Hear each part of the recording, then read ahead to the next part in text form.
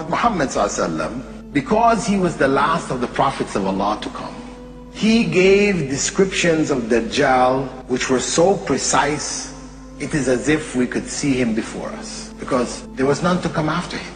So he had to leave us with a clarity which none of the prophets before were required to do, or if they did, their messages became so garbled after their times that we can't find this kind of clarity in any of the existing scriptures.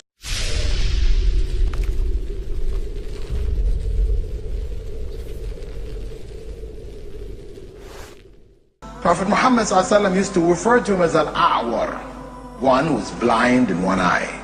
And he described in more detail that his right eye will be like a floating grape, shaking in his head, not in a fixed position. That will be his blind eye. His left eye will also be defective. It will have a thick film, opaque, like that of a fingernail, and it will be green in color, like green glass, and it will be bulging. This is how the Prophet ﷺ described the left eye, the eye which could see, of Dajjal. He further went on to describe his complexion, saying that he would be ruddy white, like the people of the north, the UK, Finland. Very white, so much so that their skin has a red tinge to it. And his forehead will be prominent, protruding, and his neck wide.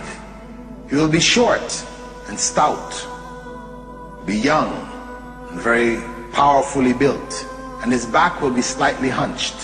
And when he walks, his feet will be set apart, not walking feet together, unusually far apart. And his hair will be curly, locks, which look from a distance almost like snakes coiled on each other in his head, big locks. He will also be sterile. He will not have any children.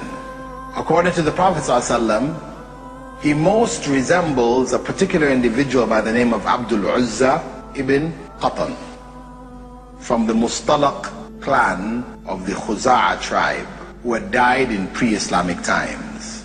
And this statement of the Prophet ﷺ is clear proof that Dajjal is a man, not a symbol for Western civilization or the television, as some people have claimed. He is a man. Prophet Muhammad ﷺ went on to say that disbelief will be written between his two eyes, which will be recognizable by both literate and illiterate believers.